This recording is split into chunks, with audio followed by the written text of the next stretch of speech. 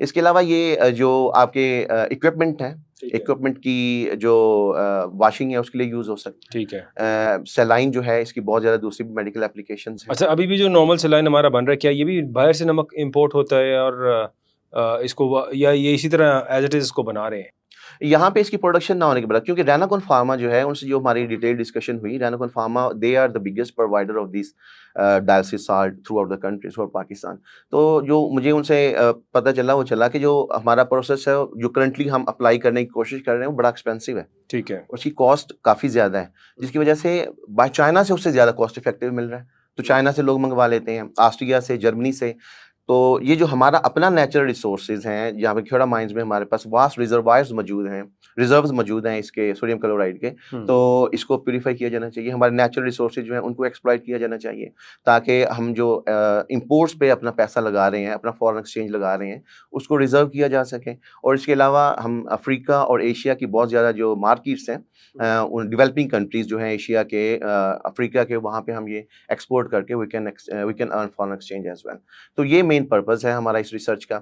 इसमें sodium chloride के साथ-साथ बहुत ज़्यादा दूसरी भी मतलब कि साल्ट प्यूरिफिकेशंस परफॉर्म की जा सकती हैं। लेकिन नेचुरल रिसोर्सेज़ को, नेचुरल डिमांड को और कंट्री की जो रिक्वायरमेंट है उसको मद्देनज़र रखते हुए I submitted this project to Pakistan Science foundation.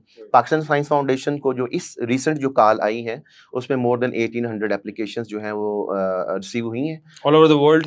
नहीं, थ्रू आउट पाकिस्तान, अच्छा, थ्रू आउट क्योंकि Pakistan. Pakistan Science foundation okay, Pakistan Science foundation, yes, ठीक। पाकिस्तान साइंस फाउंडेशन जो है दे और इसी प्रोजेक्ट की उनको जो है वो कॉल्स आई हैं 1800 जो आप नो बता रहे नो हैं। प्रोजेक्ट्स किसी भी तरह से जो मुल्क के लिए फ़ायदेमंद हो सकते ठीक हैं, है। उनकी कॉल्स आई हैं। तो इसमें से 80 प्रोजेक्ट्स को उन्होंने फर्दर पीयर रिव्यू के लिए शॉर्टलिस्ट किया है, and my project is one of those projects.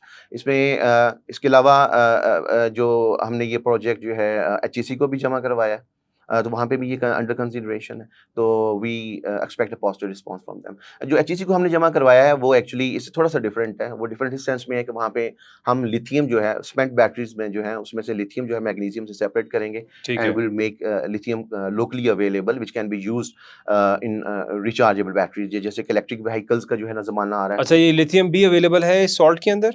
Know that is a lithium, different ये प्रोजेक्ट। जो खेवड़ा माइंस है उसमें जो लिथियम है बड़ा ठीक है। लिमिटेड अमाउंट में मौजूद है। ठीक लेकिन है। ये स्पेंट बैटरीज़ हैं, स्पेंट बैटरीज़ के साथ मसला ये होता है जब उनकी लाइफ टाइम कम हो जाता है तो उसमें लिथियम और मैग्नीशियम जो उनकी मिक्सिंग होती है। ठीक। तो हमने जो मेथड डेवलप किया है, जिस तरह मैंने कहा कि हमारी मेम्ब्रेन्स जो हैं they are highly selective for monovalent cations, जैसे कैटायन एक्सचेंज मेम्ब्रेन्स हैं जो हमने डेवलप की हैं। तो ये जो लिथियम को है सेपरेट कर देती है फ्रॉम मैग्नीशियम। ठीक है। जब लिथियम को सेपरेट करेंगी, जो लिथियम जो है लिथियम आयन बैटरीज़ में यूज़ होता है, और पाकिस्तान की ये जो इलेक्ट्रिक व्हीकल्स ये जो अब तो बल्कि दौर ही इलेक्ट्रिक व्हीकल्स का आ राइट गया है, उसमें भी ईवीज़ का आ चुका है और हर एग्ज़ैक्टली, तरफ बैटरीज़ में लिथियम ही यूज़ हो रहा एग्ज़ैक्टली तो लिथियम जो है this can be used for electric vehicles too, है। और नॉट लोकली सिर्फ गाड़ियों में भी नहीं बल्कि सोलर पैनल्स में और जहाँ कहीं पे एग्ज़ैक्टली, भी इलेक्ट्रिकल एग्ज़ैक्टली। स्टोरेज की सो बात करें तो बैटरीज़ में लिथियम ही है। तो Bilal, this is the second application of my these selective membranes, highly selective membranes.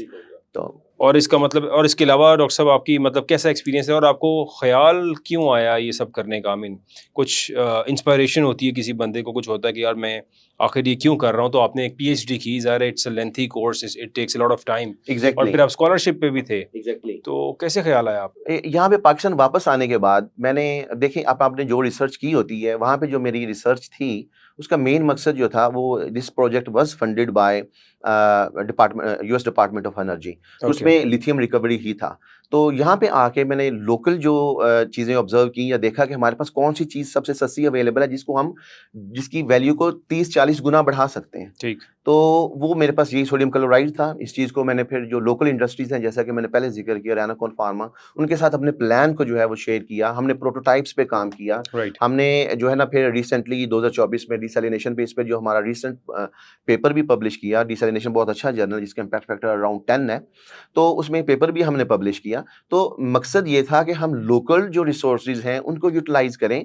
हमारी जो डिपेंडेंस है इंपोर्ट्स पे वो कम हो सके, और हम जो है फॉरेन एक्सचेंज जो है वो अर्न कर सकें, उसको सेव कर सकें। और ये जो डायलिसिस के जो हमारे पेशेंट्स हैं इनके लिए ये जो डायलिसिस थेरेपी है, डायलिसिस सेशंस हैं, इसकी कॉस्ट को रिड्यूस किया जा सके। So that was the motive behind this. और देखिए रिसर्च जो है वो आप जो करते हैं जी। उसकी जो डायमेंशंस डिफरेंट हो सकती हैं। तो डिपेंडिंग अपॉन द कंडीशंस ये आपकी स्मार्टनेस पे डिपेंड करता है, ये आपकी सोच पे डिपेंड करता है कि आप किसी भी कंट्री में मूव करें, तो मूव करने के बाद जो है वहाँ के रिसोर्सेज़ जो हैं, उसकी रिक्वायरमेंट्स जो हैं, उनको मद्देनज़र रखते हुए अपनी रिसर्च को एक नई शेप दे दें।